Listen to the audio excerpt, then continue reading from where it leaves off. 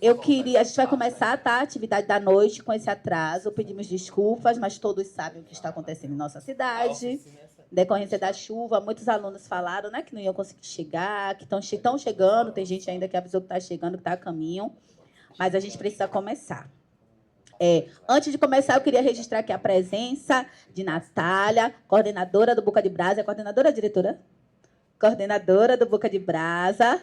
Lucy, também da equipe de Natália do Boca de Brasa. E vou ler aqui o nosso texto institucional, tá? Oficina Fazer Cinema com Tiago Almasi. Aqui, palmas para o nosso Tiago, que já está aqui. Nazaré está aí, então vocês sabem que elas vão entrar pedindo palmas, né? Já vamos trabalhando as palmas. O Ministério da Cultura e Nubank apresentam Oficina Fazer Cinema, produção executiva no audiovisual com Tiago Almasi. A iniciativa, realizada pela D+3 Produções, oferece atividades gratuitas para a imersão no universo do cinema e acontece durante o mês de novembro em 5 polos Boca de Brasa, em Salvador. As oficinas integram as atividades complementares dos cursos do Ciclo de Iniciação Artística das Escolas Criativas Boca de Brasa, da Fundação Gregório de Matos, a nossa famosíssima e queridíssima FGM. Tiago Almasi é diretor, roteirista, intérprete e produtor. Tem um trabalho focado no desenvolvimento de narrativas que interligam audiovisual, artes cênicas e cultura digital, com ênfase nas pautas das periferias. É egresso do curso de produção executiva pela Salcine. A ação conta com a parceria da Salcine, das Escolas Criativas Boca de Brasa, Associação Pontos Diversos e o Instituto ICEAFRO. A Nazaré chegou. Palmas para a Nazaré, gente, nossa coordenadora. Bom, então, sem mais delongas, quero chamar ao palco aqui Tiago Almasi, meu amigo. Palmas! Bem-vindo.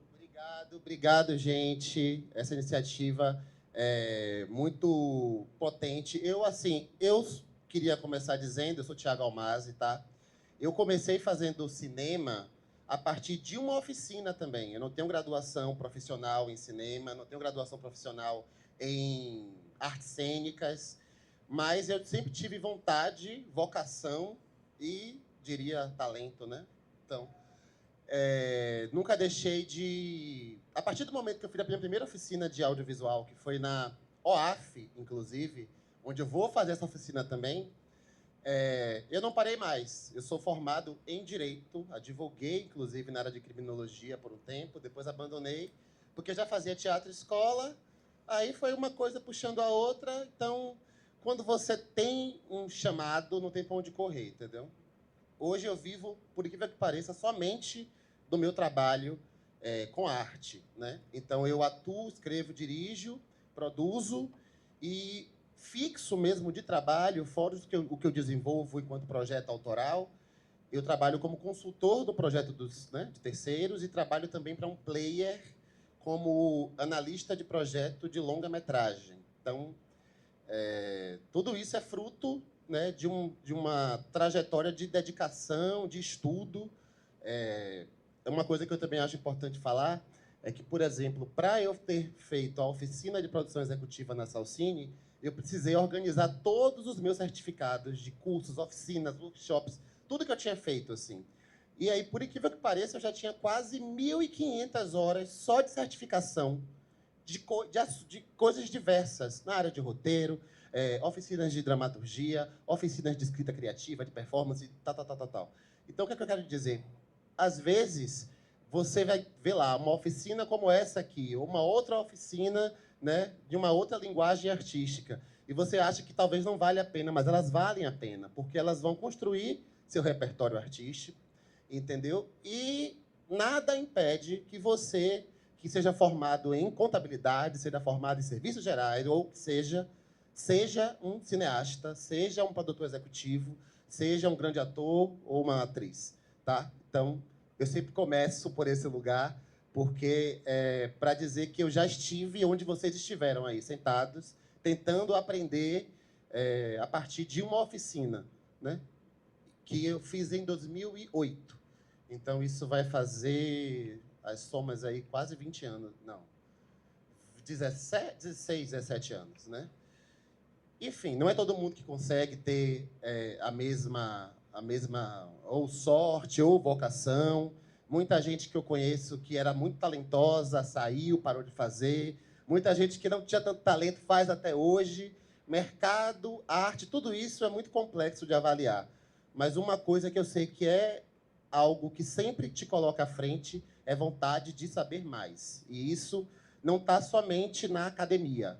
Tá? A gente tem, né? Vamos parar de ficar de TikTok o tempo inteiro vendo nada e tentar ler alguma coisa, entendeu? Às vezes um assunto sobre uma coisa sobre botânica pode te trazer uma imagem e essa imagem pode ser o plot da história que você quer colocar em filme ou em teatro, o que quer que seja.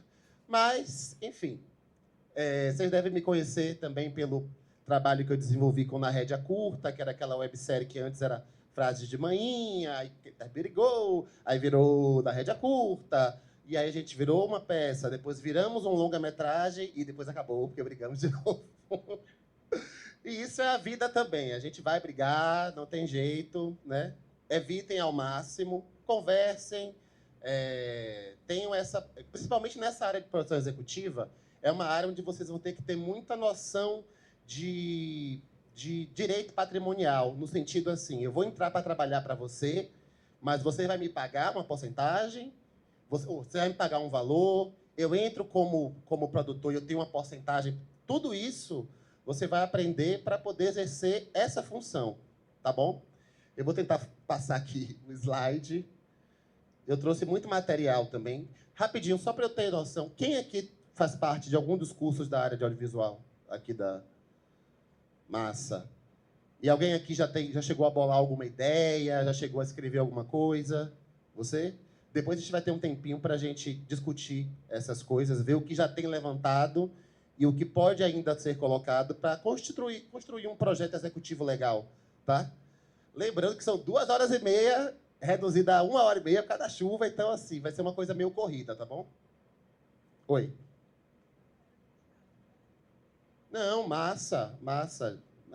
Gente, para mim, teatro é o mais difícil de todos, tá? Tudo é mais fácil do que teatro. Porque teatro, a gente tem que resolver no instante. Acho que não está rolando aqui, não. Tem como você passar aí, meu... velho? Ele está aí? Mas, enfim, acho que eu começo a próxima slide é falando quem sou eu. Então, já falei um pouco aqui de quem sou eu, né? Eu atuo nesses frontes todos. Eu estou na área de teatro. Comecei no teatro há 14 anos, não, mais tempo, que eu fiz teatro escola. Estou na área de cinema e audiovisual também. Estou na área de consultoria de projetos, né?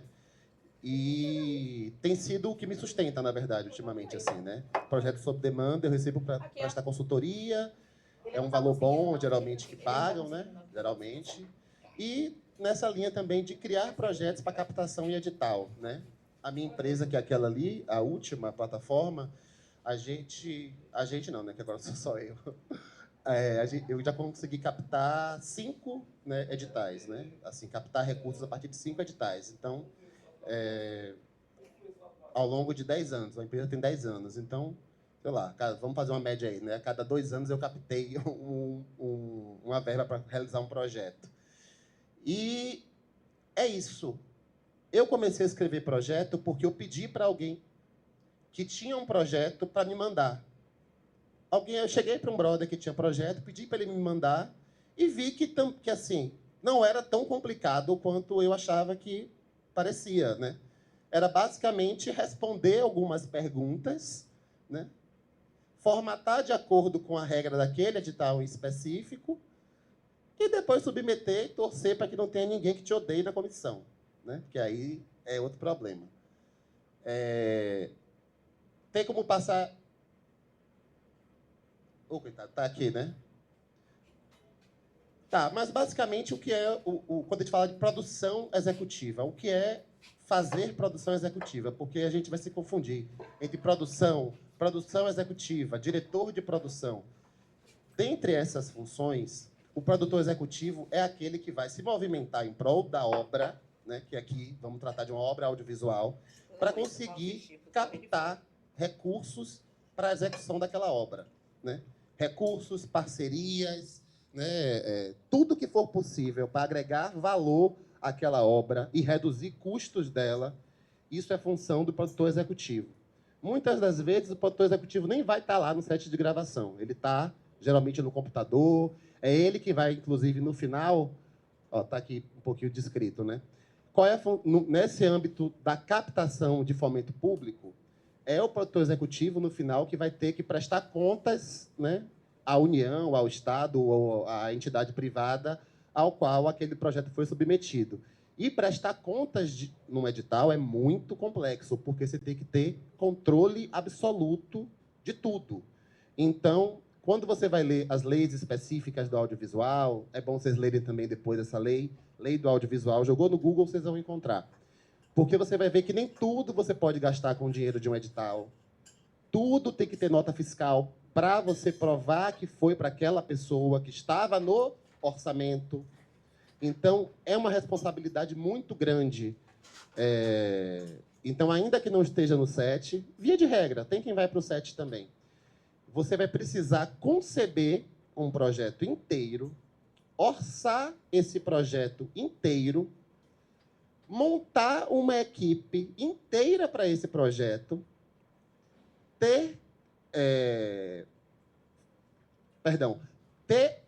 fazer com que essa equipe inteira emita uma nota fiscal ou um RPA, geralmente nota fiscal, porque RPA desconta mais, né? Pegar todas essas notas, mais os comprovantes de verba que você vai comprar para cenário e etc. E tudo, no final, tem que bater o valor exato da verba que foi te dada. Assim. Não pode fugir um centavo, né? O que você vai poder fazer a nível de edital é você pode mexer, geralmente até 20% do valor, você pode alterar a função dele. Então, digamos que para cenário existe uma verba de 20 mil no seu projeto, você pode diminuir até 20% daquela verba e realocá-la para um outro setor da produção, né? Então, ter esse tipo de controle depende de uma responsabilidade muito grande, de uma capacidade de organização muito grande, de uma equipe de confiança. Então, é muito importante, isso eu digo porque eu também já passei muito por isso, ter pessoas de confiança na sua equipe de produção, no projeto que você vai trabalhar, trabalhando sob demanda, não ter medo de realmente cobrar do contratante ou de quem te contratou. Eu só posso fazer tal coisa se você me der tal coisa, porque se eu faço tal coisa aqui, eu posso me prejudicar depois. Então, é um tipo de responsabilidade que depende de um conhecimento prévio, né? Que nem sempre você vai saber a nível técnico, mas que você, às vezes, vai pegando a partir da sua própria experiência, assim, né? Eu costumo dizer que todo mundo, em alguma dimensão, já produziu alguma coisa. Desde um aniversário que seja, né, a uma confraternização na empresa.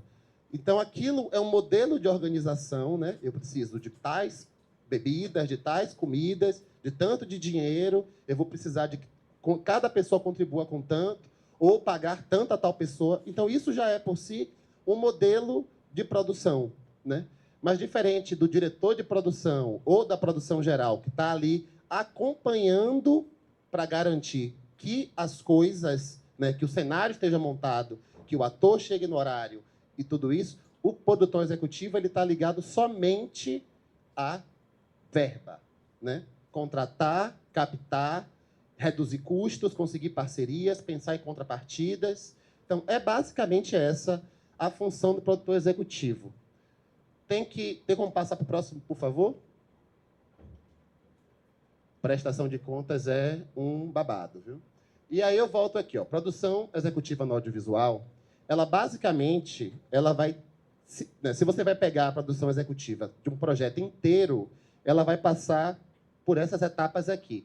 Essa etapa, eu costumo dizer que é a mais importante. Por quê? Na obra audiovisual, qualquer obra audiovisual que seja, o mais importante... Alguém arrisca dizer o que é? Não, fora, assim, o projeto é importante, mas o que é que dá start para o projeto? A ideia. De que forma a ideia ganha corpo? O roteiro. Então, essa etapa de desenvolvimento do projeto, por exemplo, É onde se começa, né? Você já tem um roteiro, é pegar o roteiro e começar a decupar. Decupar o roteiro é analisar o que é que tem ali, quais são quantas locações tem, né? Pá, pá, pá, pá, pá, pá, pá, pá. Essa etapa aqui, por exemplo, no mercado, é uma etapa separada da produção, né? Quebra aqui. Já trabalhei muita sala de roteiro, por exemplo, que é uma espécie de incubadora para desenvolver uma ideia. E sala de roteiro é basicamente isso. A gente é contratado para desenvolver uma ideia, né? Entregar uma Bíblia, que eu vou falar mais tarde, que é um projeto, né, totalmente escrito. E, a partir desse momento, encerra-se o vínculo, né, de trabalho. Então, nessa etapa aqui, se eu estou como roteirista até aqui, por exemplo, daqui em diante, o contratante pode mudar a página do roteiro, pode mudar a fala. Se você não tiver isso muito especificado em contrato, então, assim, talvez o que você escreveu não seja o que vai exatamente para o ar. Quando você, né, consegue captar, você já está desde essa fase aqui, você está trabalhando para você mesmo. Então, você vai passar por tudo isso. No desenvolvimento, por exemplo, existem linhas de editais que são só para desenvolvimento de roteiro. Desenvolvimento de série, por exemplo. Então, tem editais específicos. Nos dois últimos, na PENAB e na Paulo Gustavo, tiveram essas linhas, né? Se eu não me engano, era 100 mil ou 150 mil, para montar uma sala de roteiro e você poder, né, trabalhar. Mas, assim, seguindo a mesma lógica que eu falei aqui. Você vai ter que dar um cronograma, você vai ter que dizer quem você vai convidar, qual será o cachê de todo mundo, né? Porque, geralmente, para uma sala de roteiro, você vai ter os roteiristas, os consultores, você vai ter um assistente, você pode ter aluguel de espaço físico, né, para se encontrar e escrever junto, ou alugar um desses espaços virtuais para ter uma sala e todo mundo ficar na sala por tempo ilimitado. Enfim, são múltiplas as coisas que podem entrar somente numa linha de edital, num projeto de edital para desenvolver um roteiro de ficção, de doc ou de série, ou de curta, né? De longa, perdão. E aí, pré-produção. Pré-produção, o produtor executivo, porque ele também está ligado aqui, pré-produção é onde começa-se a fazer, né, a produzir as coisas que estão no roteiro. Então, esse roteiro ele vai precisar de tanto de cenário, tantas locações, tantos atores, tantas diárias, hotel, transporte, verba de deslocamento, luz, aluguel de espaço, aluguel de câmera, aluguel de HD externo, tudo isso vai ser feito nessa etapa. Na pré-produção, onde você lista tudo o que vai precisar para a próxima etapa, que é a produção e a filmagem. E tudo que vai precisar a nível de recurso, insumo, né, alimentação, tudo isso, e equipe. É onde você monta a sua equipe. Por isso que eu falo que é muito importante você ter noção de quem você está chamando, para depois você não ter surpresas. Se bem que você pode até chamar uma pessoa que seja muito sua grande amiga e ter surpresas mesmo assim, nada impede, entendeu? Mas não sei quantos de vocês já estiveram em um set de audiovisual ou já produziram para audiovisual. O set de gravação é caótico. Tudo vai dar errado. Então, você tem que ter também uma antecipação, uma inteligência de antecipação para saber lidar. Porque, às vezes, o sol está caindo e falta uma cena. Caiu a cena. Como é que a gente resolve para não cortar o sentido do roteiro? Então, isso é uma coisa que você vai tendo que resolver no instante, assim. Então, é um ambiente estressante, geralmente, para o produtor e para o diretor, principalmente, assim, porque, né, tem que dar conta. Uma diária, o custo de uma diária é caro, né, porque todo mundo é orçado, no fim das contas, não pela entrega final, mas pela quantidade de dias trabalhados, né, via de regra. Então, se você perde um dia de trabalho, você tem que pagar todas aquelas pessoas por uma diária a mais, assim. Alguns vão ser seus amigos, vão até negociar de boa. Outros vão dizer, não, eu estou marcado para ir embora hoje. E aí, você vai ter que pagar minha passagem amanhã e mais o cachê. Então, é mais dinheiro sendo gasto. Então, é por isso que é importante ter muito bem definido isso aqui na pré-produção, porque quanto mais a sua pré-produção, o seu plano de filmagem, a sua ordem do dia, a sua equipe definida, quanto mais apurado está isso aqui, menos problema você vai ter aqui. Mas você vai ter problema aqui também, tá bom, gente? Não tem como, é impossível. Eu nunca vivi um set que não tivesse, né? E aí, o produtor executivo aqui, ele está nessa relação, ou com o diretor, né, para atender as demandas estéticas do diretor, que geralmente também é o roteirista, ou do player, do contratante que quer, assim, por exemplo, quem vai trabalhar para audiovisual em publicidade, por exemplo.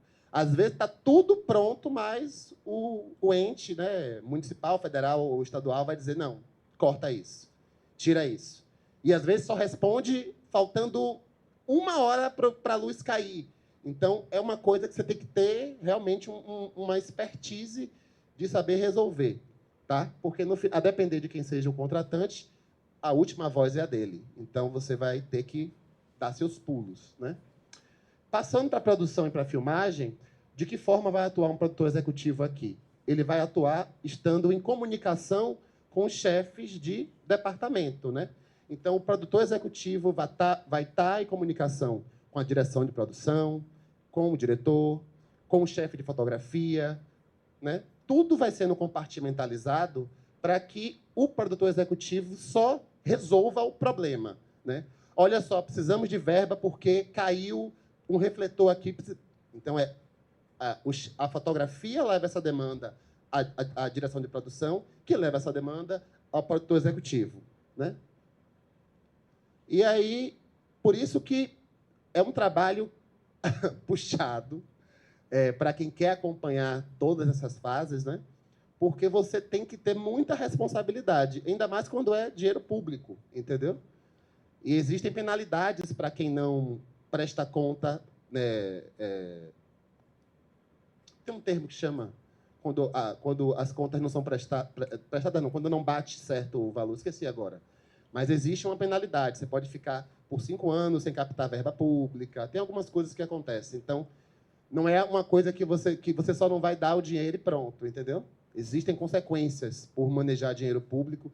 Tem um caso muito famoso daquele ator Guilherme alguma coisa, que fazia o Espírito de A Viagem, Alexandre, qual é o nome dele? Guilherme Fontes. Ele captou uma grana há mais de 20 anos atrás para fazer um filme chamado Chateau, o Rei do Brasil, só que ele estourou o orçamento dele. Quando ele estourou o orçamento, ele não conseguiu também captar dinheiro privado. A União entrou com um processo contra ele. Foi o maior trelelê. Ele só conseguiu terminar o filme quase 20 anos depois, assim, né? Quando entrou dinheiro, acho que foi da Netflix, se eu não me engano.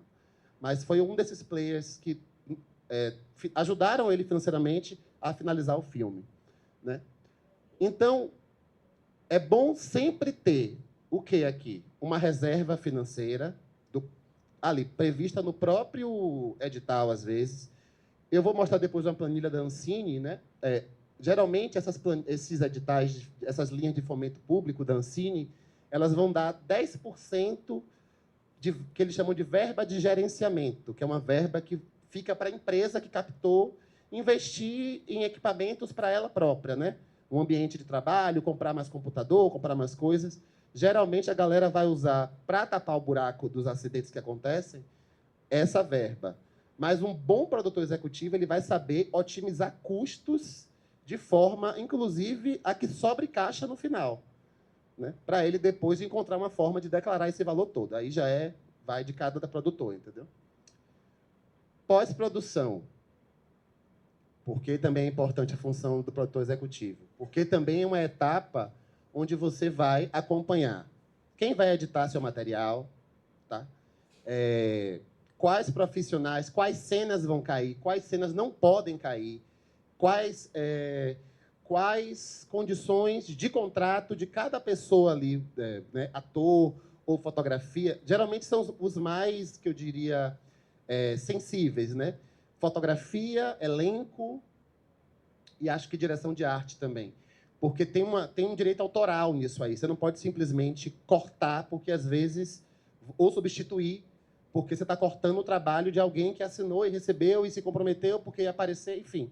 Então, tudo isso é acordado contratualmente. E quem vai garantir, no final, né, nessa etapa aqui, que nenhum desses direitos seja violado, que o material fique adequado, bonito, interessante, né, bem colorido, bem editado, é também o produtor executivo. Nessa etapa aqui, ele meio que fiscaliza, né? Geralmente, o que acontece aqui na pós-produção? É muito comum, quando você está tratando de longas metragens, você mandar um primeiro corte para o produtor executivo e para o diretor, para eles verem, avaliar e mandar de volta para pedir um segundo corte, né? Então, tudo isso é em consonância com o aval do executivo. Vai ter coisa, por exemplo, que o diretor, ou o editor, ou alguém da produção, ou, né, o cliente vai falar, mas eu quero assim. E aí vai ser sua função dizer, não tem mais dinheiro. Entendeu? Você quer, beleza, mas não tem mais dinheiro. Então, é também dar limite, né, nos devaneios artísticos de todo mundo, assim, porque senão todo mundo quer uma grua que solte água e faça uma chuva artificial.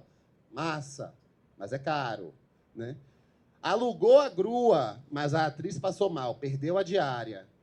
Não tem a grua. Então, é uma logística que, assim, você tem que estar com muito afiado.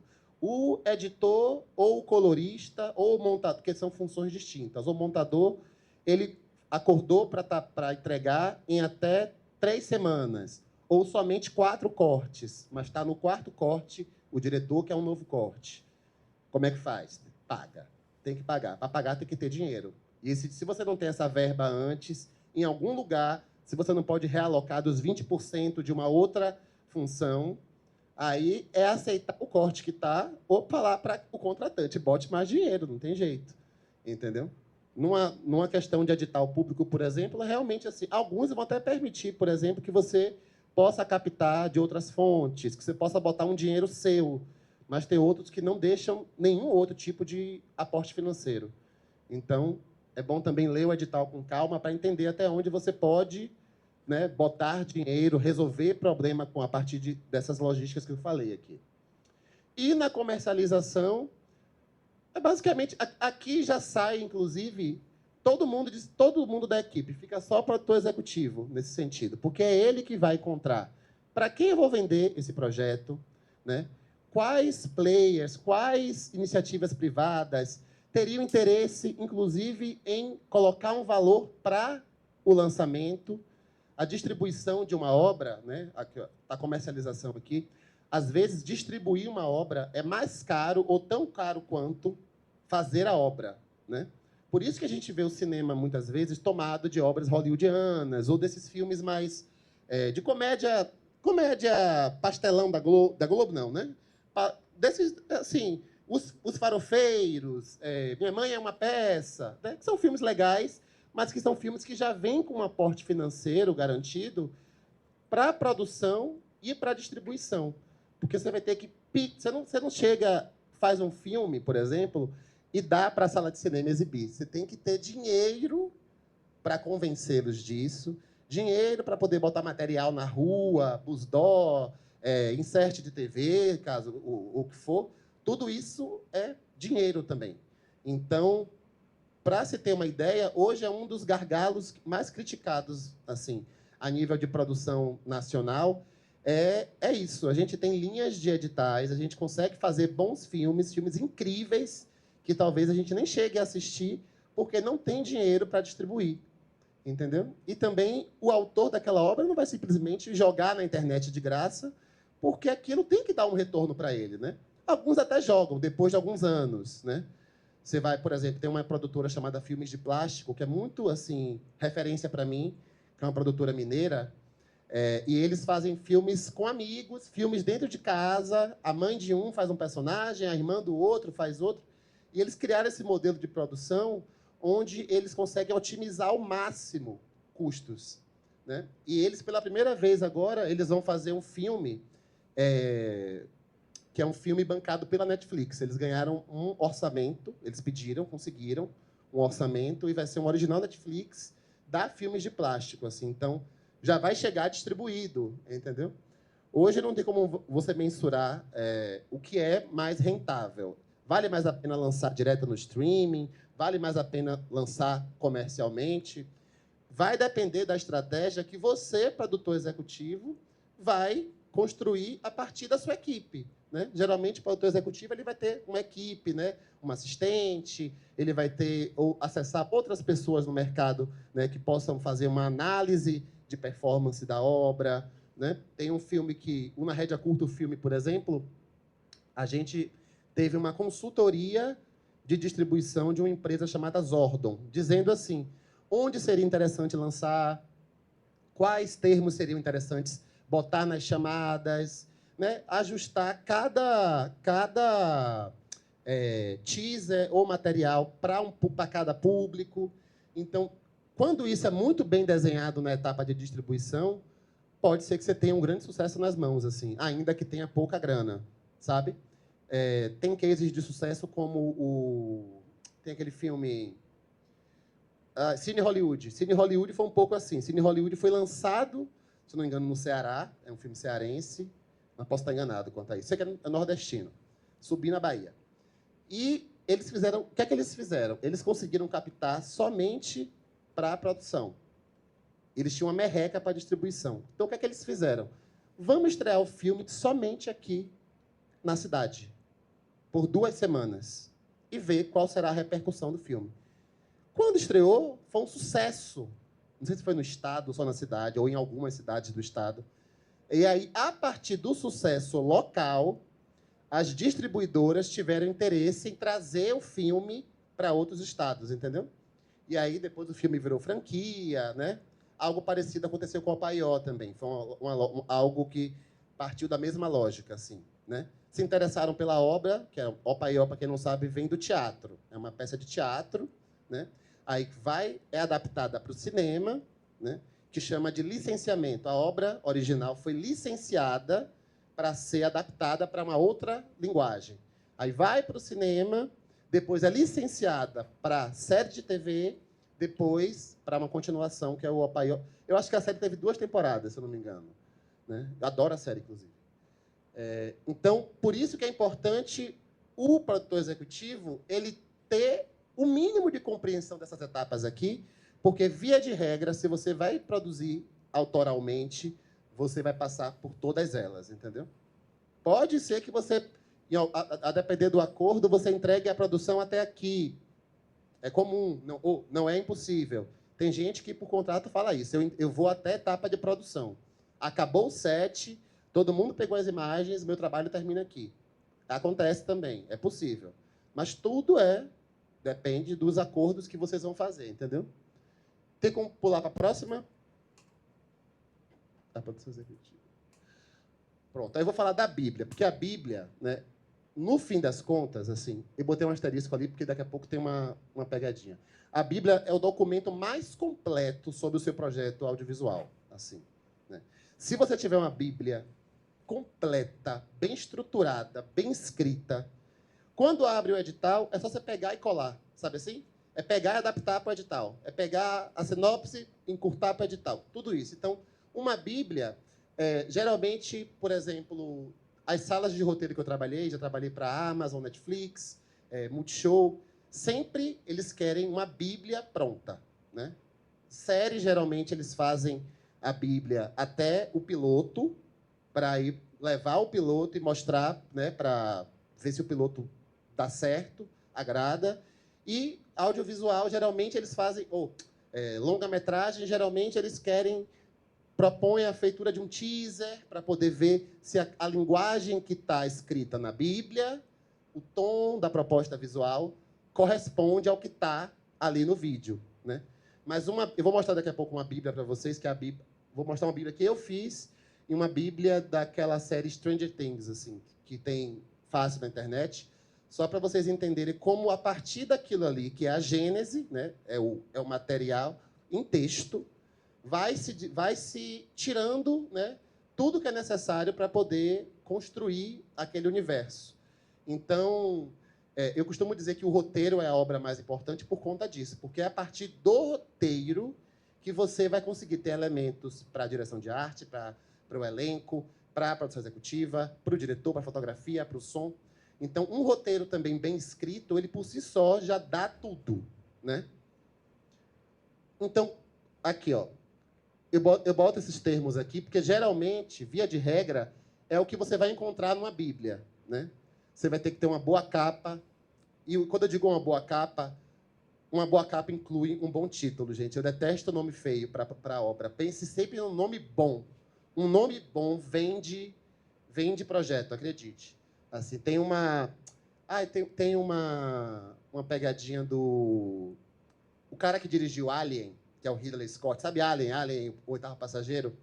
O primeiro filme, quando ele mandou o projeto, os executivos não queriam bancar aquele, né? O que é isso? Um boneco, um ET, terror no espaço. Aí ele teve que voltar e depois refazer esse pitching. Pitching é um termo que a gente dá a quando você precisa, sei lá, tá com os executivos aqui, você tem que defender seu projeto. Não, meu projeto é uma história tal, e eu preciso de tanto para aquele... Isso é o pitching. Aí ele voltou para um segundo pitching, e aí ele voltou já munido, né, de mais propriedade do que ele queria. Aí ele convenceu o executivo falando assim, sabe o filme Tubarão? Tubarão foi um sucesso na época, assim, mundial. Tubarão foi considerado o primeiro blockbuster, né, que é esses filmes que têm bilheterias gigantescas. Aí eu quero fazer... O Alien, para mim, é Tubarão no espaço. Aí disse que os executivos ficaram meio... Aí é encontrar formas de você vender seu peixe, né? Aqui já são termos mais específicos. Logline é a essência da história, resumida ao máximo. Alguém aqui já sabe, já tinha se deparado com esse termo? Uma logline, pensa num filme aí, um filme popular. Me dá um filme. Pô, sabia que você ia falar Titanic, sabia? Qual seria a logline de Titanic? Um plebeu ou um operário e uma aristocrata vivem um romance proibido diante de uma catástrofe. Então, essa frase contém o personagem, o conflito e parte da jornada deles, entendeu? A logline é a essência da história reduzida a 2 linhas no máximo, 100 caracteres, 150 caracteres no máximo. Via de regra, né? Geralmente você nem dá nome, você diz como eu falei aqui. Aí vamos para outro filme, pode qualquer coisa. Deus é Brasileiro, eu não lembro direito da história. Pula outro. Não, mas eu não lembro de ter assistido mesmo, não posso falar da história dele. As Panteras, vamos lá. Um grupo secreto, um trio de agentes secretas, muito belíssimas, precisa enfrentar a máfia para impedir que o mundo acabe. Sei lá.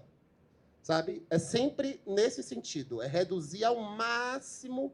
É tipo pegar o seu roteiro e passar por uma máquina compressora, assim, sabe? E comprimir ao máximo. Né? A sinopse da sinopse da sinopse da sinopse. Né? A sinopse já é mais simples. Quem chegou a pegar a época de DVD aqui, que via o encarte, aquilo é uma sinopse. Né? Você quer falar? Ou você só levantou? Você pegou a época de DVD? Então, a sinopse é basicamente aquilo. Regina, uma mulher solteira, acaba de se casar com seu primo. Só que ela não sabia que o primo tem planos de matá-la para ficar com seguro de vida. Movida por um senso de justiça em meio a uma família que a descredibiliza, ela vai precisar enfrentar diversos desafios para provar que não é louca e que o primo é um psicopata. Então, isso seria uma sinopse. Acabei de criar, viu? Gostou? Não registra não, porque aqui está filmada. A ideia foi minha. Né? A apresentação, né, é basicamente apresentar o seu projeto. Geralmente, no edital, eles vão pedir isso. Apresente seu projeto. Então, o meu projeto é um curta-metragem ou é um longa-metragem do gênero tal, que é com duração pretendida de tantos minutos, que será gravado em tal lugar, onde eu conto a história de tal pessoa, tal personagem, que vai passar por tal coisa, e parará. É apresentar o que você quer fazer. Né? Então, é quase como se você tivesse que defender textualmente a ideia, não é nem, no caso, defender porque a sua ideia, o que é que você quer fazer com aquele dinheiro, né? Perfil dos personagens é bom ter, porque é um diferencial na Bíblia, né? Você botar assim, ter personagens definidos, correlacionar cada um deles, porque nem todo mundo... Quando você vai fazer uma história, por exemplo, a gente às vezes quer... Sei lá, eu quero fazer uma história inspirada na minha família. Aí eu sinto a obrigação de botar um personagem para cada membro, né? Só que quanto mais personagem, mais dinheiro, né? Às vezes você pode juntar 2, juntar 3. Eu sempre me pergunto, esse personagem serve para quê na trama? Ele empurra a trama para algum lugar? Não. Corta. Corta. Não tem que ter medo de cortar. Tudo que não empurra a trama para frente, tudo que não tem valor de concatenação, no sentido de que contribui para a compreensão geral do que eu quero dizer, não faz sentido estar ali. É um gasto desnecessário, entendeu? Aí, enfim, fica a critério de vocês, né? Então, quando você escreve os personagens, você vai conseguindo correlacionar porque eles existem. Essa daqui tem inveja da protagonista e vai envenenar o chefe dela. Então, você se pega, inclusive, conhecendo mais da história quando você vai escrever personagens assim. Porque às vezes você escreve a história, aí você vai escrever personagem. Aí você encontra uma coisa no personagem que serve a história. Aí você fica nesse jogo assim. Ó. Aí uma hora está pronto. Chega num momento que você vê que ele se impõe para você. Por isso que eu gosto de fazer isso. Visão do diretor, que é basicamente você, enquanto diretor, né, se você for o diretor, ou você tendo, né, é ter ali a descrição do diretor, do que o diretor quer enquanto linguagem. É um filme mais aberto, é um filme que usa lentes anamórficas, é um filme que invoca o cinema o cinema novo, né? É defender a nível de linguagem e de técnica, né, a obra. Público-alvo, assim, isso é mais amplo aqui, porque é você realmente pensar, assim, sei lá, essa história é um romance. Se você fosse chutar, quem é que consome romance? Gays e, gays e mulheres. Maravilhoso, né? Às vezes, você não tem como mensurar isso de maneira muito específica. Mas você agora não convenceu todo mundo ao falar isso? Porque você tem que encontrar elementos que convençam. Filmes de terror, qual seria o público-alvo? Geralmente, psicopatas, né? Geralmente, pessoas mais velhas não gostam. Né? É uma média, assim. Não gostam muito. Minha mãe, meu pai, minha avó, todo mundo que eu vejo assim na minha família não curte muito filme de terror. Claro que tem as exceções, né, gente? Assim, via de regra. Né? Filmes de ação. Quem é que gosta de filme de ação? Exato. Então, você vai a partir dessas, que são arquétipos, né? E você vai construindo isso, né? Se seu filme tem uma censura mais 14, mais 18, você não pode botar que é para criança, né? O público-alvo. Então, né? Filmes infantis, geralmente, é para todo mundo, né? Aí costuma se colocar para a família inteira, que aí você já deixa o player mais assim, Proposta narrativa, que está um pouco em conexão com a visão do diretor, quer dizer, é linear, não é linear, vai para frente, vai para trás, é embaralhado, ele é dividido em atos. Como é que eu conto essa história? Eu mudo o ponto de vista de um personagem para outro, é só um personagem que eu acompanho, são vários pontos de vista. Então, isso é meio proposta narrativa. Locações é por si só, né? Onde eu vou precisar gravar meu filme. Vai ter cena em estúdio, vai ter cena externa. Cena externa sempre é mais complicado, mas é mais bonito. Só que é isso, depende de uma boa organização. Você pode estar tudo perfeito para a sua externa, chega no dia chove, entendeu? Então, geralmente, a galera grava a externa até num período mais específico do ano, assim, que é um período que corre menos chuvas, para não correr o risco de ter um céu nublado no dia de uma externa, que é para ter um momento tão romântico e etc. Cronograma, mesma coisa, né? Explica por si só. De tanto a tanto é a etapa que a gente vai desenvolver, de tanto a tanto a gente vai pré-produzir, de tanto a tanto a gente vai filmar o que precisa, de tanto a tanto pós-produzir, e, a partir daí, entrar em contato com a distribuição, né? Então, estipular isso. Plano de produção é basicamente de que forma a produção vai executar a verba que vai receber. Em que sentido? É uma produção que vai reaproveitar figurinos de outro lugar? É uma produção que vai fazer upcycling, pegar várias roupas velhas e costurar roupas novas? É uma produção que vai usar não atores ou a comunidade ou ONGs para poder estarem no filme junto? Então, isso tudo está no plano de produção. Equipe, como eu falei, é montar a sua equipe toda, do chefe de maquinária ao logger. Entende? É o que você falou, o quê? Não, até serviços gerais, tudo. Tem uns que são mais urgentes do que outros. Tem gente que você pode delimitar depois, né? Mas chefes de departamento, fotografia, direção de arte, chefe de maquinária, que é o gaffer, que chama, continuista.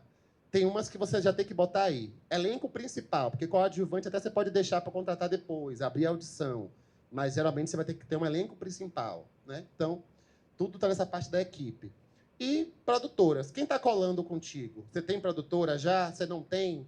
Você está licenciando para uma produtora terceira? É uma coprodução? Então, tudo isso vem também na Bíblia. Quanto mais completo... E também, assim, tem coisas que nem estão aqui. Tudo que for informação que você acha que é pertinente para convencer aquela comissão ou aquele executivo a aprovar o seu projeto, você bota na Bíblia, né? Você pode botar um mood board, que é o que é mood board? São coleção de imagens de referência. Então, assim, eu estou me inspirando nos filmes tal. Aí você bota o plano que você acha que é, né? E mostra, porque isso já dá uma visualidade para quem está avaliando o seu projeto executivo, entendeu? Passa aí, meu querido, por favor. Tá dando para acompanhar, gente? Foi o que eu falei aqui. Ao se candidatar a um edital de fomento público, ou qualquer outra modalidade de captação, na verdade, você tem que estar atento às exigências estabelecidas no edital. Por exemplo, tem edital que a verba para elenco é X. Você não pode passar desse valor. Tem edital que não permite que você use os 10% de gerenciamento. Tem edital que só aceita nota fiscal eletrônica. Tem edital que não aceita recibo. Tem edital que não permite que você se aproprie de bens comprados. Tudo isso está no edital. Então, você tem que ler o edital com calma, né? Destacar pontos, pesquisar, assim mesmo, não ter medo de pesquisar. Não ter medo de entrar em contato com quem produz também, para saber se dá problema. E nesse edital aqui, você já captou como foi nessa linha, né? Porque, às vezes, é uma coisinha que você não prestou atenção que pode dar...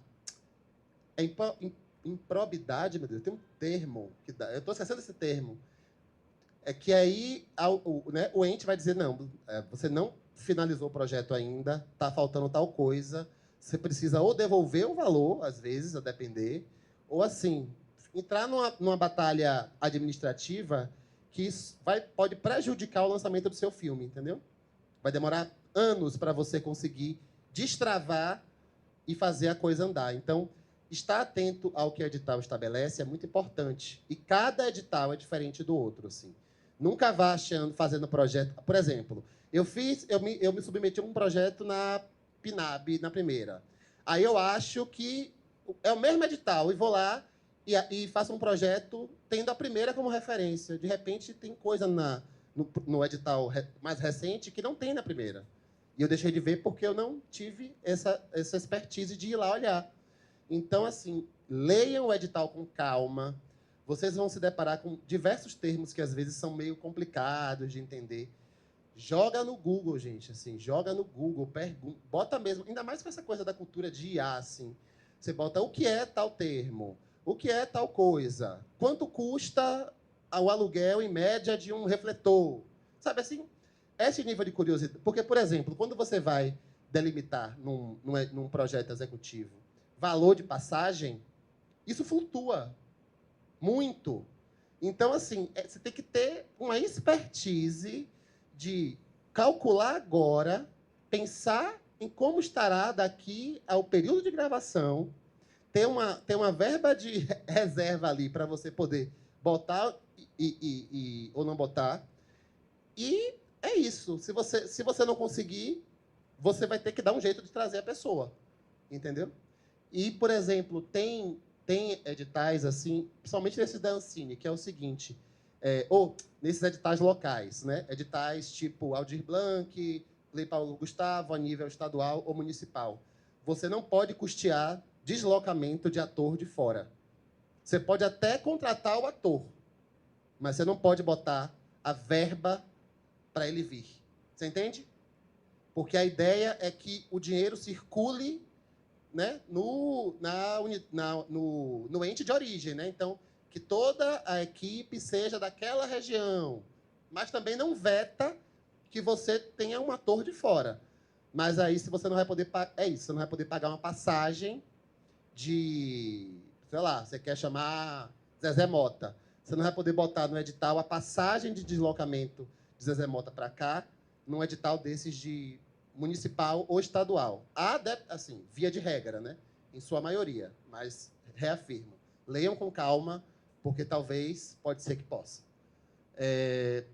Pode passar para o próximo aí, meu querido, por favor.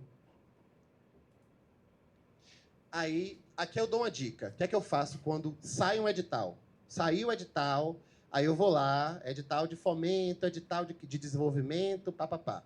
Vai ter aquela parte que ele vai dizer assim, para a submissão o projeto precisa estar formatado de acordo com A, capa, B, sinopse, T, pá, pá, pá, pá. Eu pego tudo isso, que são coisas que você desenvolve a nível de texto, colo num arquivo no Word, né, no Google Drive, boto, né, ali, e depois eu só faço preencher. Porque aí, quando você preenche aquilo aí, acabou, está pronto o seu projeto. Entendeu? Eu tenho um projeto nesse sentido, deixa eu mostrar para vocês aqui, peraí. Deixa eu só ver a foto aqui, que eu vou pedir para ele abrir. Não, passe para o próximo aí, querido, por favor. Ó, aqui, vocês conseguem... Tem leitura aí, vocês? Tá dando para ler? Não, eu vou ler para vocês aqui, calma. Aqui foi, na verdade, para um laboratório de desenvolvimento de roteiro, que eu submeti ontem, 11h59, só para saber que hoje prorrogou mais 20 dias. Então, o que é que ele pede? O projeto deve ser enviado em PDF único para o e-mail tal e ter a seguinte estrutura. Logline, 2 a 3 linhas, sinopse longa, até 600 palavras, argumento, 5.000 palavras, ao menos uma e, no máximo, 3 cenas desenvolvidas em formato de roteiro audiovisual e um parágrafo para cada cena, justificando a razão para a escolha, proposta criativa, visual e sonora e de direção para o projeto. Olha, inclusive, esqueci de botar de direção. Vou voltar depois para botar de novo. Biofilmografia da direção e currículo do roteirista, 400 caracteres. Carta de motivação da direção, 400. E isso é importante também. Repare que, às vezes, são 400 caracteres ou 400 palavras. Então, fica ligado, porque, às vezes, você deixa tudo para a última hora, acha que está pronto, quando você vai colar na plataforma, está fora do limite, aí você tem que reduzir. Mas aí, como é que reduz agora? Então, é bom ficar atento a isso. Moodboard ou referências audiovisuais, que é aquilo que eu falei. Aí é a única dessas aqui que tem imagens, né? Perfil da empresa produtora e dos coprodutores, se houver. Plano de financiamento, caso o filme possua algum recurso já captado, o valor mencionado deverá ser comprovado através de documentação pertinente. Caso seja adaptação, apresentar autorização para adaptação e links de até 2 trabalhos anteriores do diretor, se houver. Aí eu vou mostrar para vocês como eu fiz essa logística. Deixa eu abrir aqui em fotos, que eu tirei uma foto só para eu lembrar do nome do arquivo aqui. Meu querido, você vai naquela pasta que está aí chamada... tem, acho que, documentos aí dentro. Aí você abre o arquivo exemplo Mar Vermelho... vai em documentos. Exemplo Mar Vermelho PanLab, esse aí. Aí pode botar ele em tela cheia, por favor, quando ele abrir. Aí você pode fechar essas ferramentas do Adobe aí, papapá. É um saco o Adobe, né? Ele quer que a gente compre a qualquer custo. Fecha ali aquele visualizar resumo também, por favor. Aí, assistente de IA. Não quero que assistente de IA agora. Porque tem isso, você está escrevendo... Por exemplo, eu uso muito o Google Drive. Mas se você vai escrever no Word, às vezes, o assistente de IA do Word fica... Quer que eu reescreva para você esse... Eu não quero! Essa capa não precisava, tá? Eu botei porque eu gosto. Aí vai descendo, por favor, meu irmão. Aqui eu explico um pouquinho, ó. É o título do meu filme, né? Que eu quero captar dinheiro e quero ser aprovado no laboratório. Um drama gótico, afrofuturista e baiano. Aí eu dou formato, curta-metragem, digo que é curta, dou o formato. Ele é um formato híbrido, ele tem cenas que são de ficção e cenas documentais. Digo que ele é bom botar cor, né, colorido, e 19 minutos. Aquele símbolozinho ali indica a minutagem. Né? Boto escrito e dirigido por Thiago Almaza, que sou eu. Aí, enfim, pode ir descendo aí agora, meu querido. Aí aqui, ó. Pronto. Aqui eu copiei exatamente o que estava naquela ficha de submissão do projeto e colei. Aí botei logline, 2 a 3 linhas. Preenchi. Sinopse, até 600 palavras. Preenchi. Argumento, até 5.000 palavras. O argumento é maiorzinho. Aí vai descendo aí, meu irmão, por favor. Pode ir descendo. E aí é tudo desenvolvido, entendeu? Até chegar no próximo.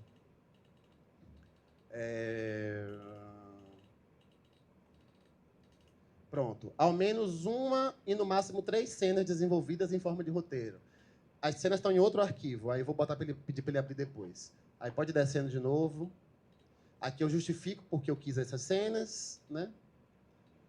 Pode descer, pode ir indo. Proposta criativa, visual e sonora de direção. Aí eu vou descrevendo o que eu quero enquanto narrativa, né? Vai ser híbrida, misturando elementos de ficção e documentário, para criar uma, né? Aí pode descendo. Aspectos visuais. Eu cito quais são os filmes que são referência, alguns dos profissionais que vão estar nesse âmbito, dou títulos de filmes que vão servir muito como referência também.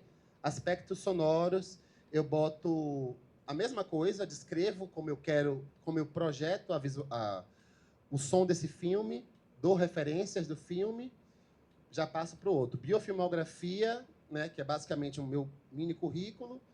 Carta de motivação da direção, então é basicamente defendendo porque eu quero fazer essa obra, né, porque eu quero botar. Moodboard está no outro arquivo. Perfil da empresa, que é basicamente o currículo da sua empresa, ou empresas, no caso. Né? Plano de financiamento, que é muito importante aqui, às vezes, você ter isso, porque plano de financiamento você vai depender de você já ter feito seu orçamento, né? E como você vai captar esse orçamento. Então, aqui, por exemplo, eu cheguei ao orçamento do filme 230 mil, sem a taxa de gerenciamento, porque eu estou a fim de abrir mão dela. Com a taxa, ficaria 316 mil, alguma coisa assim. Né? Aí eu especifico que com a taxa são 316 mil. Né? Quem está me ligando, gente? Minha avó, perdão. Aí eu quero né, captar 230. Aí pode ir descendo, querido, por favor. Aí eu falo dos editais de produção. Pode parar rapidinho. O edital de produção, geralmente, ele dá 150 mil. Foi o máximo que a PNAB deu, por exemplo, para curta-metragem, que é um valor baixo, muito baixo, para quem quer produzir um curta-metragem. Ainda mais o meu é gênero, tem vampiro, tem maior onda.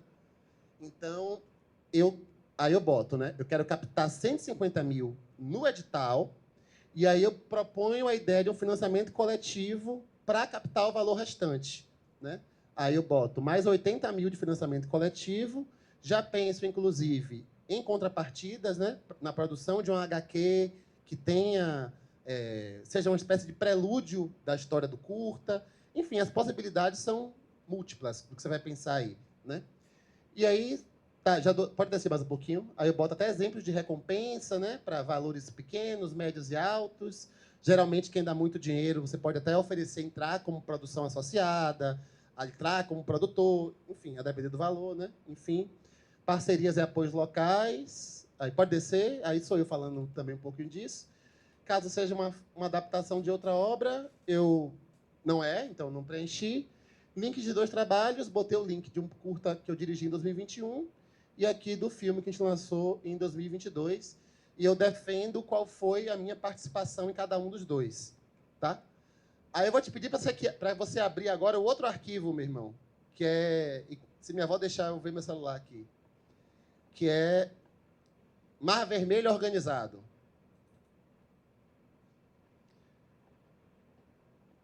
Tem que fechar tudo. Isso aí o Adobe é uma dor de cabeça. Né? Aí pode ir descendo, por favor. Eu vou te avisando. Aí já está mais organizadinho, né? Eu não botei aquele em amarelo, que era para explicar para vocês. Pode ir descendo. Ai, pode ir, pode ir, pode ir, pode ir.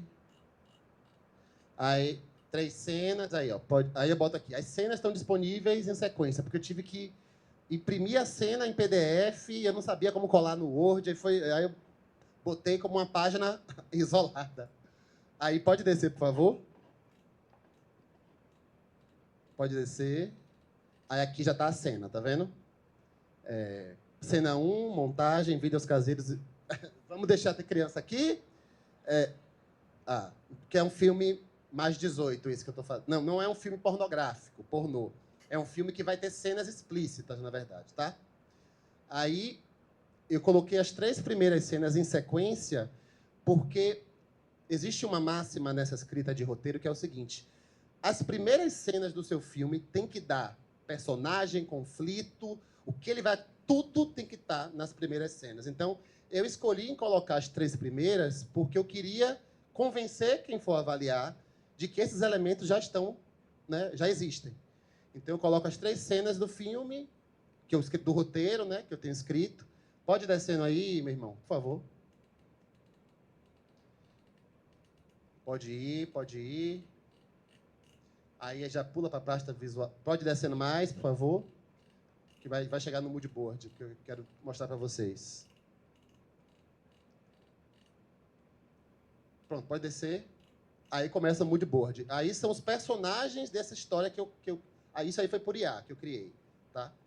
É a história dessa mulher, que é uma fotógrafa, que recebe as imagens do filho que já faleceu, imagens que ela nunca imaginou ver o filho, e ela vai atrás de quem mandou essas imagens para ela, que foi aquele vampiro ali, tá? Então, eu criei na IA, foi bem complicado, na verdade, e nem acho que ficou como eu queria, mas é bonitinho, né? Dá para dar uma ideia, né? Até de uma direção de arte, assim, do que eu estou propondo, né? Pode descer mais um pouco, meu irmão.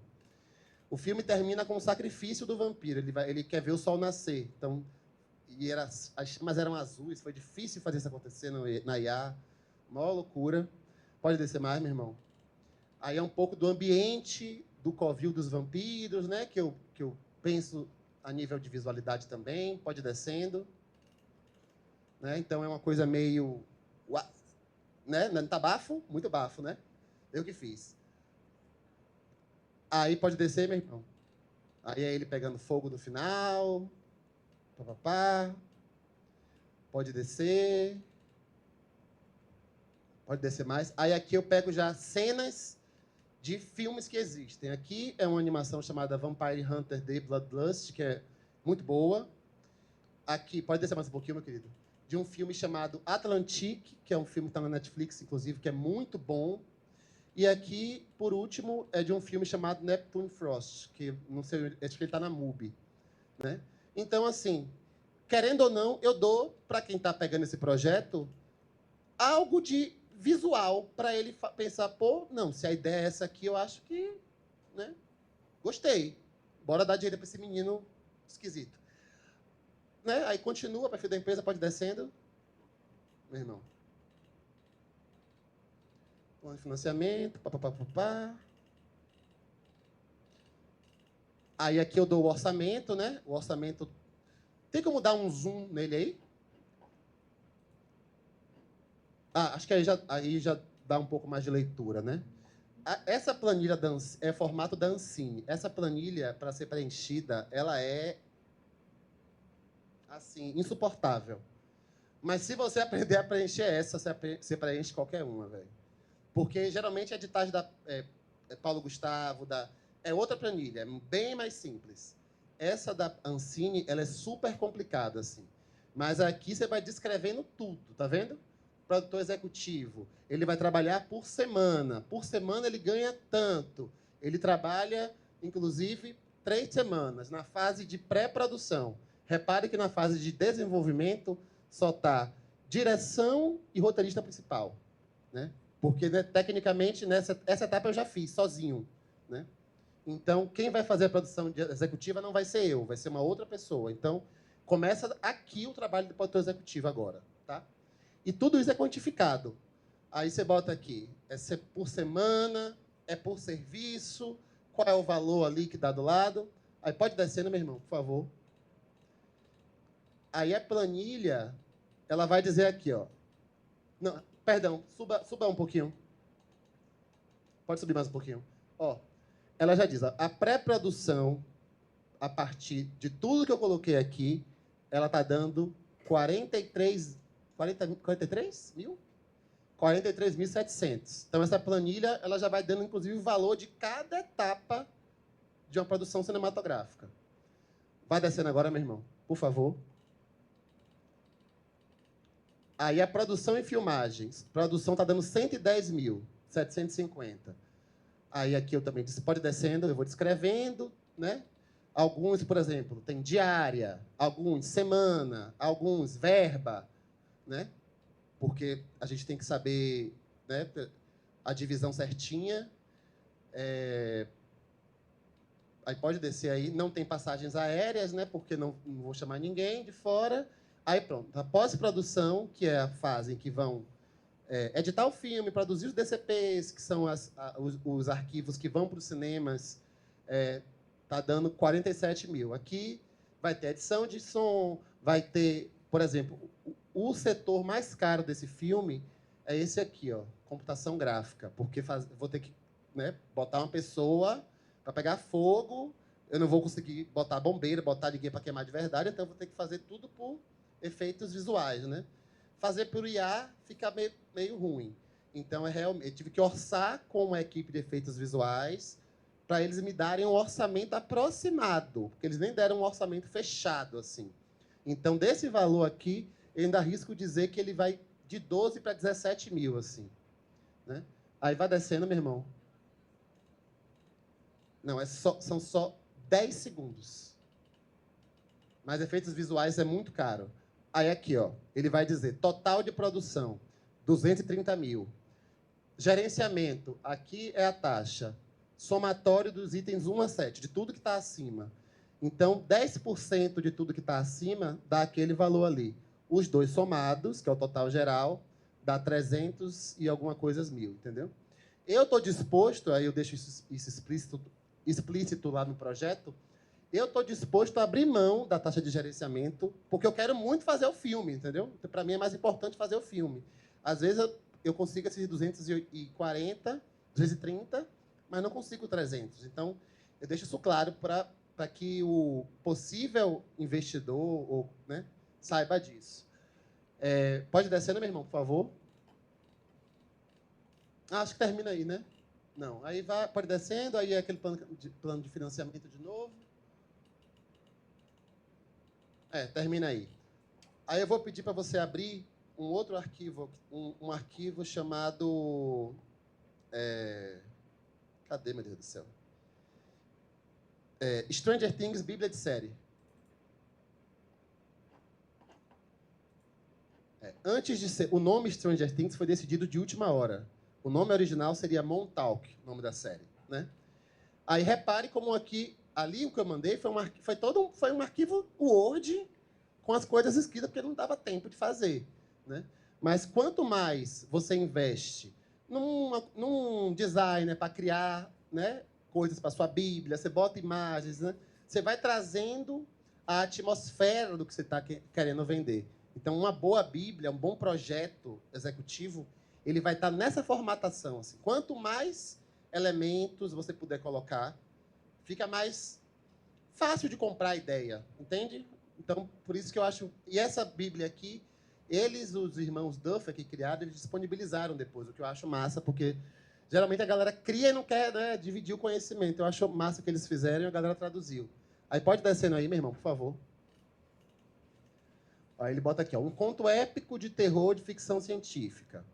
Aí quem traduziu já botou Stranger Things ali, né? Aí ele bota introdução, descreve um pouco o que é esse projeto, né?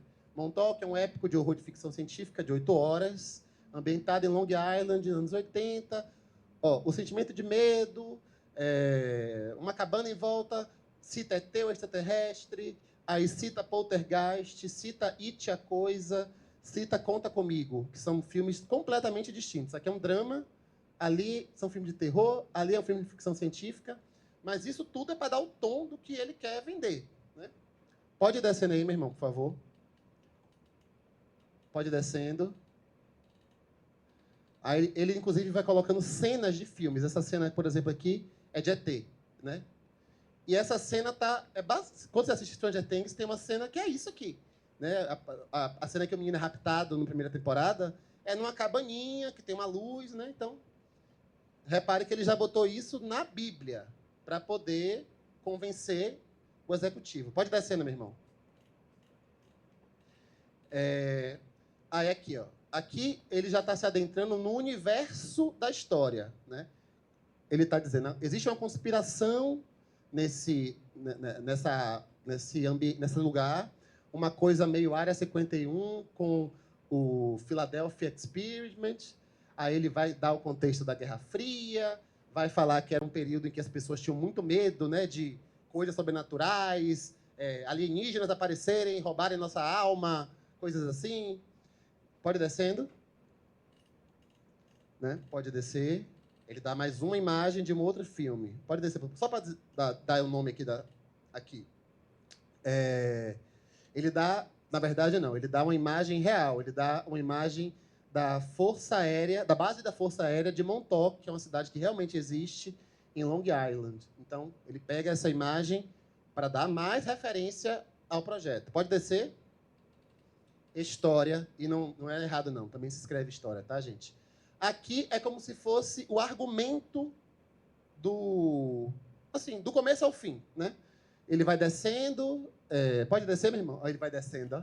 Ele vai contando basicamente qual é a trama, aí ele dá mais uma imagem, que se eu não me engano é de contatos imediatos terceiro grau. Vai descendo aí para ver.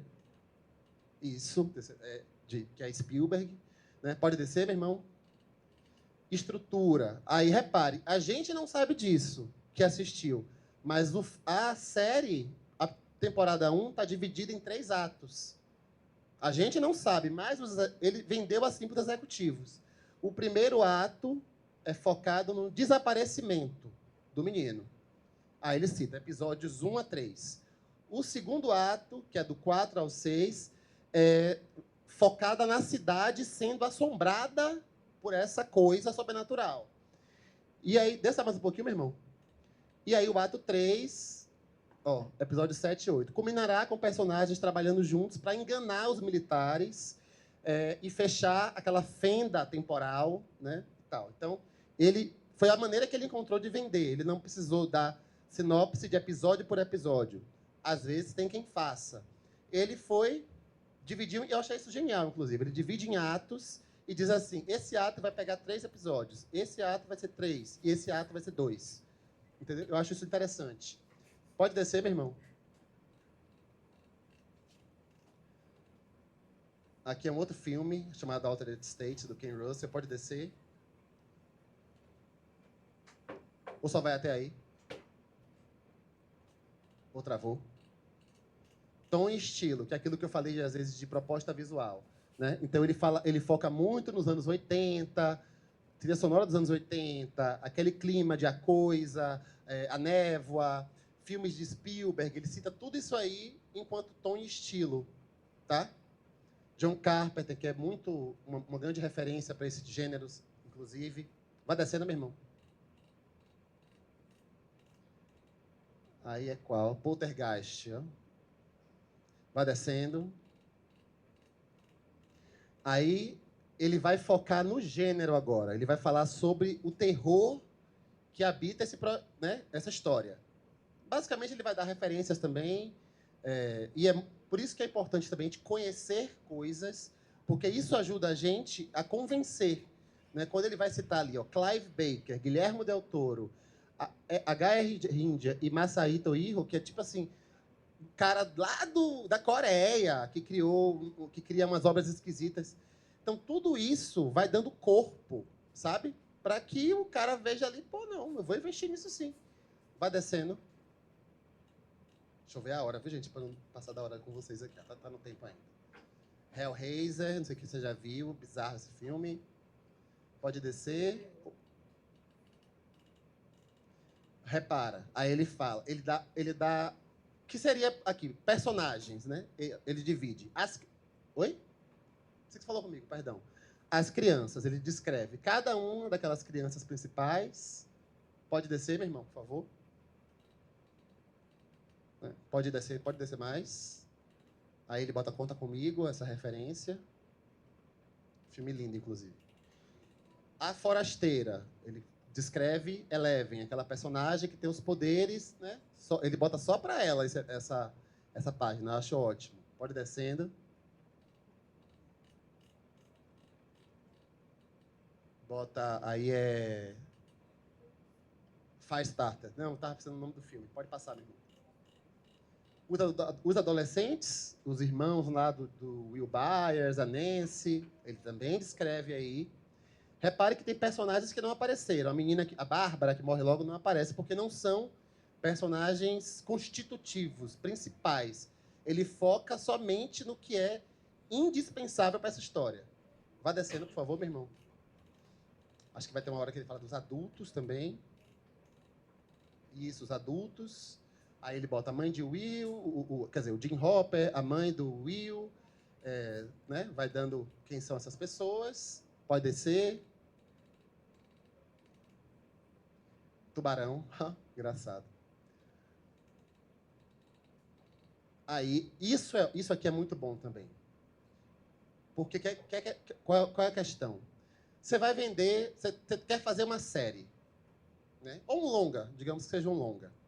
Isso aqui, e no trabalho que eu faço, eu sei que isso conta muito lá para o player, o que é? Você quer vender uma série, mas beleza. Qual o potencial de desdobramento da sua série?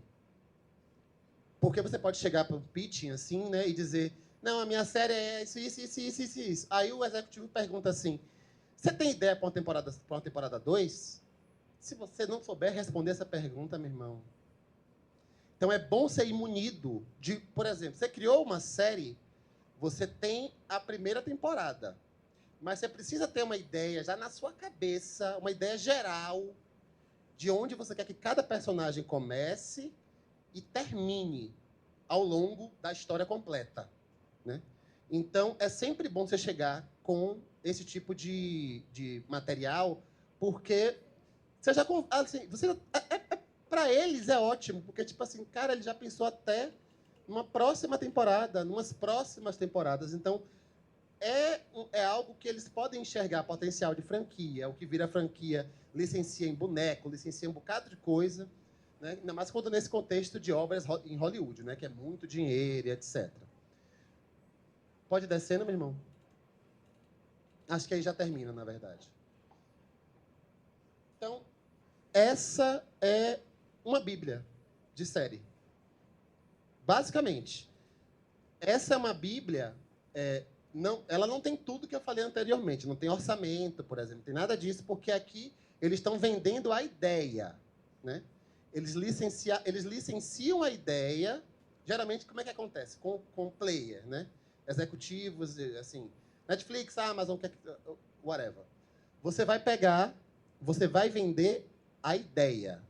Se você já tiver uma trajetória consolidada, tiver outros trabalhos, barará, você consegue negociar para você dirigir, você ter controle do roteiro. Mas, geralmente, é comum que ou o player, o executivo, coloque uma equipe para produzir isso, ou que coloque alguém para produzir ou dirigir com você. Entendeu? Aí você licencia o que você criou para que aquela empresa produza e também detenha direitos sobre a obra geral. Por isso que, geralmente, nas bíblias de venda, não vai ter orçamento, né? Bíblia de venda que eu digo assim, para pitching, né? Pode ser, se eles tivessem botado aqui, eu consigo fazer isso com tanto. Ótimo. Dá mais informação ainda. Mas não botaram, né? Deixa eu ver mais o que eu queria mostrar. Gente, ó, a gente tem 10 minutinhos. Como a gente atrasou muito, eu vou deixar esses 10 minutinhos para que vocês troquem uma ideia comigo, assim, do que vocês querem perguntar sobre algo específico. Foi corrido, eu peço desculpa pelo atraso, tá? Mas produção executiva é basicamente garantir que esse documento, que é uma Bíblia, esteja bem feita e garantir que todo o orçamento seja respeitado na execução de um projeto. Então, por isso que, às vezes, é um lugar complicado, duro, porque tudo vai cair na sua... Assim, via de regra, assim, geralmente, por exemplo, dá merda num filme... Perdão, gente. Dá errado num filme, todo mundo culpa o diretor, né? Mas, por trás disso, quem se lascou foi o produtor executivo, porque o diretor não responde executivamente. Só que a gente geralmente joga na cara de que a gente... Né? A culpa é do diretor. Aí, o ator foi cancelado, cancelou o filme inteiro, né? Mas quem se lasca é o executivo, que é quem vai receber, quem tem porcentagem de renda, sabe? Quem responde pela prestação de contas. Então, é basicamente isso. É muito complicado dar um panorama completo de produção executiva, mas, assim, alguém tem alguma pergunta? Quer falar alguma coisa? Tá bom, então. A gente vai seguindo. Sério, pode perguntar qualquer coisa. Pode até fugir do assunto também. Pergunte.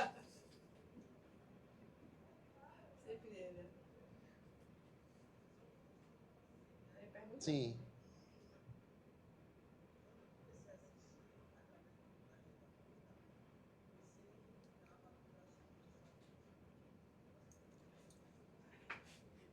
Ela é babada, né? Ela é babada, essa menina.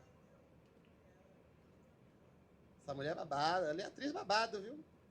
Nos filmes. E, assim, uma coisa que, inclusive, para vocês que são, né? Ou para quem quer ser também diretor, para quem quer produzir, para quem quer escrever, é consumir material. Se você vai dirigir, você conhece atores, vá ver peças de teatro, sabe assim?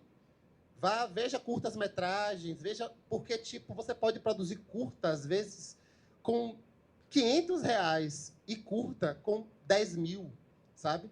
Tem gente que pega edital de curta, filma, entrega um curta como contrapartida e pega o material e lança um longa. Isso é comum também. Então, assim, as possibilidades são múltiplas. Mas é bom que vocês tenham... uma compreensão de mercado, né, no sentido de valores, né? Procura sempre uma tabela de valores assim, sabendo que a gente nunca vai ganhar o que merece, nunca. Nunca. Nunca, nunca, nunca, nunca, nunca. Eu já trabalhei no Via Láctea, teve chefe de departamento que ganhou mais do que eu, por exemplo, porque foi o jeito de fazer o filme, entendeu? Você não vai botar alguém de fotografia com o próprio equipamento, com não sei o quê, por menos de 10 mil, assim, sabe? Então, sei lá, eu lembro que meu cachê foi 4. Ele ganhou 12. Entendeu? Enfim. E são essas concessões assim, que você vai ter que fazer porque você quer que o filme aconteça. O mais importante é que a coisa aconteça. Eu costumo dizer, enquanto artista, que a obra está sempre acima de mim. Ela não está para me servir. Eu estou para servir a obra. E quando a gente lança uma obra, a obra é a obra. A obra é de todo mundo. Entendeu? As análises que fizerem da obra, a maneira que a obra envelhece. Quantos filmes você vai assistir hoje, de 40 anos atrás, que você fica, nossa, que esquisito. Ai, sério? Já outros não. Outros conseguiram envelhecer muito bem. Outros inclusive, que eram tidos como bombas, assim, foram pessimamente recebidos na crítica, hoje são considerados obras-primas, assim. Né? Quem ia perguntar? Pode perguntar. Ah, peraí. Eu pensei que você só tinha elogiado a gente. Ah, qual é a pergunta? Faça.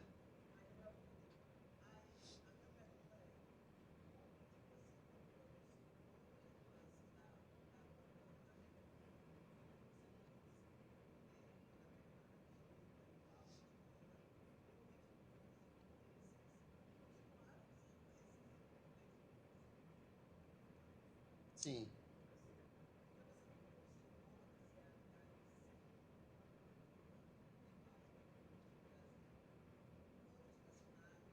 Não, na verdade, assim, ó, a primeira temporada do Na Rédea Curta. Não, ainda no Frases de Manhã, a gente não fazia roteiro, por exemplo. A gente fazia uma escaleta de momentos de virada. Então, era assim: Júnior faz isso, Manhã vai chegar, vai cortar. Parará, parará. Mas não tinha um roteiro descrito, né? Na Rédea Curta já vem com um roteirinho, né? Assim, escritinho, papapá, papapá, papapá.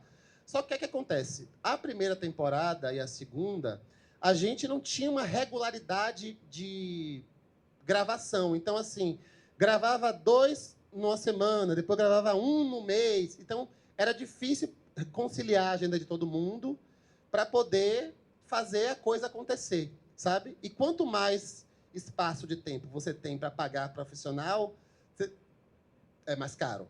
Então, na terceira temporada, quando a gente ganha pela primeira vez grana mesmo para produzir, a gente grava tudo em um mês. Então, a gente gravou 19 episódios em um mês. Mas é porque assim, a gente tinha uma limitação no próprio formato. A gente assume que é ficção e assume que é um sitcom. Então, não pode aqueles personagens simplesmente estarem numa outra linguagem. Não faz sentido, por exemplo, sei lá, para mim na época, né? Maninha ou Júnior aparecer num vídeo de Doom Ice. Doom Ice poderia aparecer num vídeo da gente, como um personagem. Mas a gente aparecer lá, a gente vai obedecer às regras daquele outro universo. Então, sei lá, no nosso universo, Maninha não xinga, mãe, sabe? Tem toda uma série de coisas, né? Júnior sempre toma uma lição. Então, era difícil simplesmente colocar no freestyle em outros contextos, porque às vezes surgiam coisas assim que, meu Deus, corta isso, gente, pelo amor de Deus. Assim. Cadê a sua pergunta?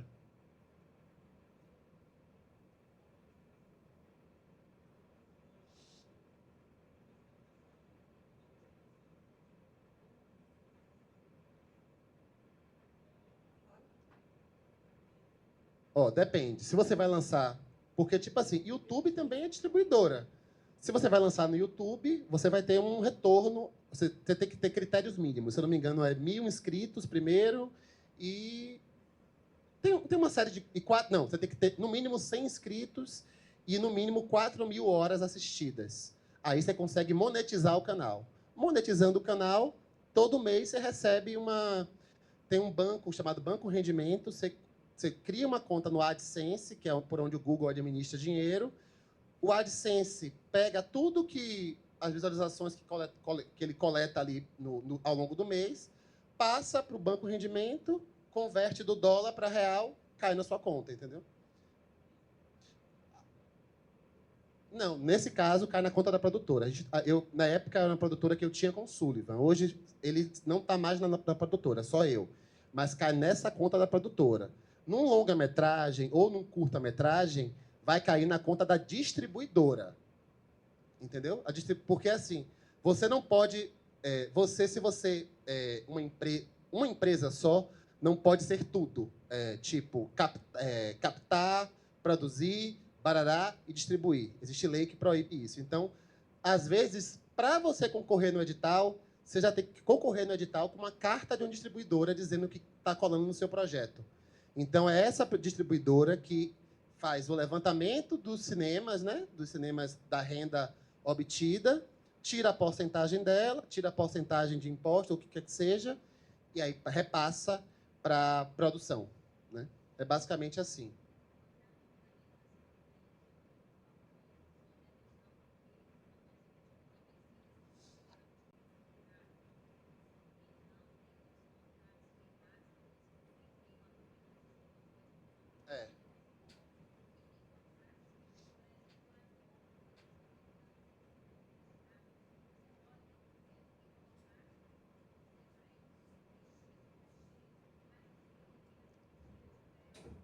É.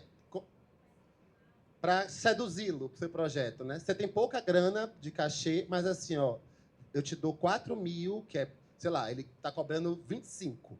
Eu te dou 4.000, mas você entra como produtor executivo e recebe 4% de porcentagem. Aí isso já seduz a pessoa, né? Ela vai, né? Isso é muito comum em Hollywood, inclusive. Aqui nem tanto. Aqui só nessas comédias que eu falei, né? Os Homens São de Marte, barará. Geralmente essas estrelas, quando convidadas, elas entram numa cota de participação, né? Mas isso depende de uma estratégia executiva, né? O que é que vale mais a pena? Ter esse cara e dar uma porcentagem no fim, ou tentar talvez um outro ator um pouco mais barato, né? Então tudo isso é negociação, sabe? Para perguntar. Rapidinho, você também pega na tua mão, não foi? Depois é você. Trabalho de diretor como clipe, sim. Sim. Sim.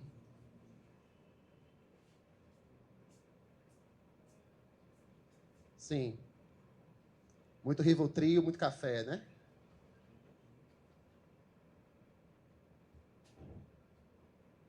Cigarro.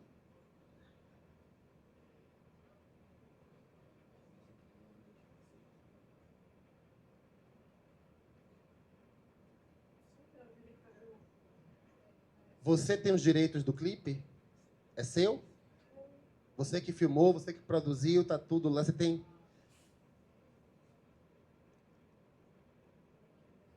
Na conta de quem está postada? Na sua?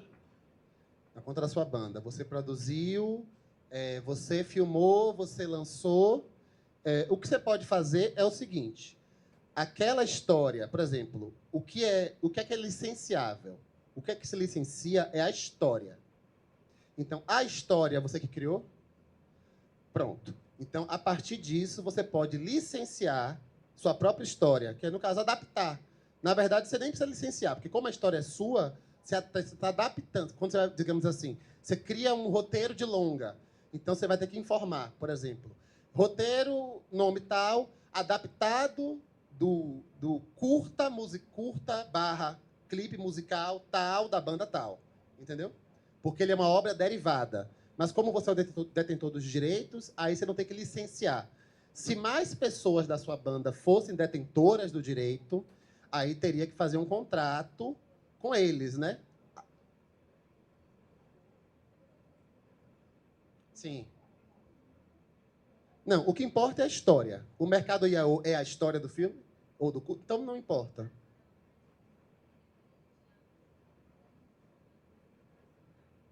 É. É. Na verdade, gente, é assim, nunca compartilhem ideias assim, sem ter documentação registrada. Nem que seja um e-mail, assim, uma troca de WhatsApp, para você poder provar depois que a ideia partiu de você. Você pode registrar até sinopse na Biblioteca Nacional. Até logline você registra lá. Então, tem uma ideia massa, tem um título, porque às vezes um título... Eu tive uma ideia de um título há anos atrás, chamado Garras de Veludo, que para mim é um título incrível. Aí eu inventei uma maluquice só para poder registrar, porque eu não para ninguém tomar esse título de mim, entendeu? Porque eu ainda vou desenvolver essa história. Mas o título é lindo, não é? Garras de Veludo. O que é que isso inspira, velho? Nossa, incrível. Vai lá a sua pergunta.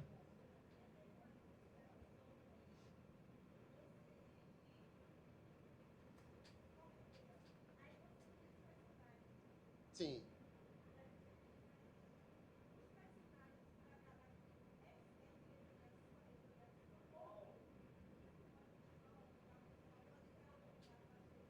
Ó, tudo isso é contrato. Por exemplo, vou dar uma informação aqui particular.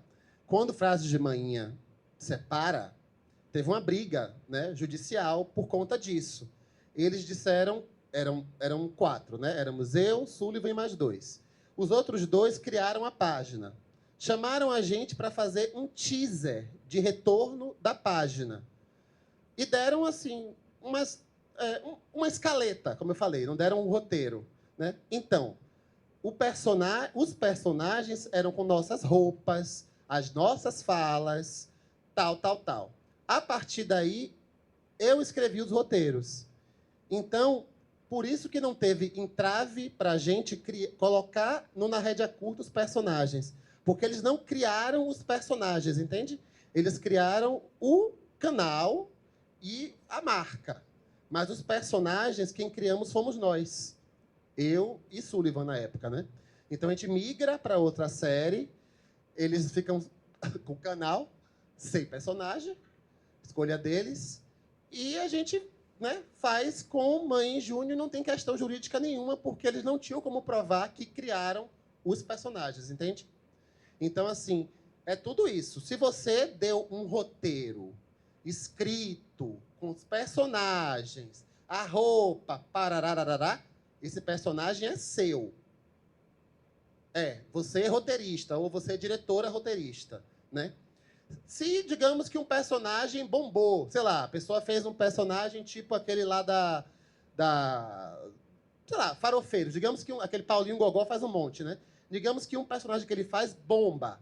Aí ele quer fazer apresentação de stand-up com o personagem. Ele tem que pedir autorização a, né, quem detém os direitos para poder liberar, geralmente com uma porcentagem. Ok, você pode fazer no palco, mas você tem que dar 10% para a gente. Geralmente é assim que acontece. Mas o detentor do direito é o detentor de tudo que está no roteiro. Entendeu?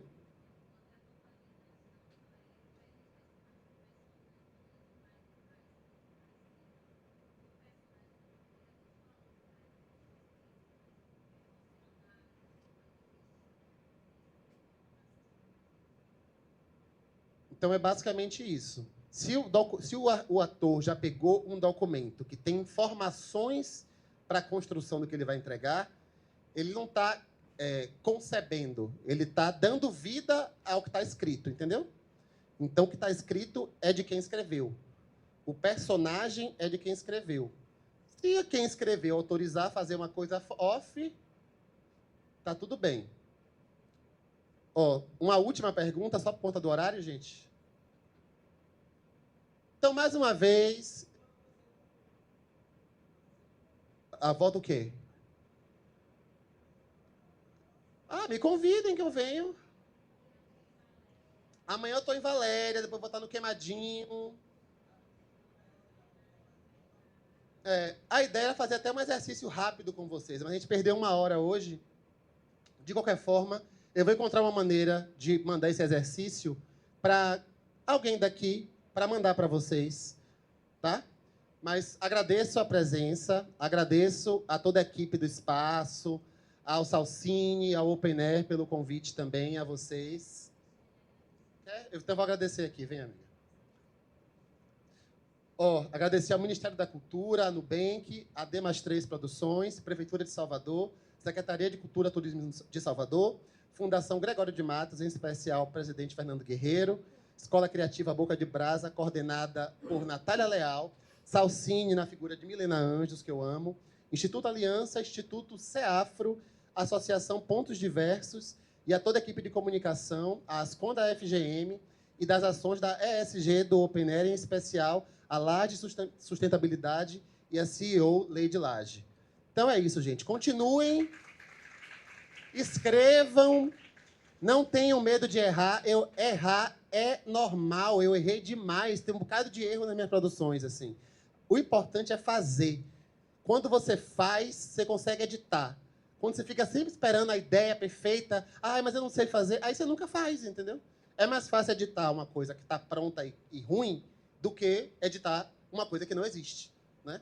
Então, não parem. Tenham qualquer coisa, meu e-mail, meu Instagram está lá, manda uma mensagem. Eu costumo fazer, assim, dar uns toques de consultoria, assim, gratuito, mas é no meu tempo, tá? Né? A não ser que me pague, aí é no tempo de quem me paga. Então, é basicamente isso. Mas não deixem de fazer, assim, porque, é como eu disse, eu comecei sentado aí, numa oficina de cinema, assim, enquanto eu estava formando em Direito, sabe? Então, tudo é possível, velho. É só ter essa disposição, ter curiosidade, ter vontade de aprender, sabe? Nada é tão absoluto, não existe regra, existe régua. Você vai aplicando tudo isso na medida do que lhe cabe, sabe? Então, sejam livres, mas não deixem de fazer. Essa é a mensagem que eu deixo para vocês. E registrem as coisas, viu? Manda e-mail, às vezes assim, a reunião, faz uma ata de reunião. Às vezes é importante ter ata de reunião, viu? Obrigado. Nos vemos nos sets de gravação, nos vemos nos eventos de cinema, nos eventos de audiovisual. Não parem, tô falando sério. Vamos tirar uma foto. Peraí, calma, tenham misericórdia.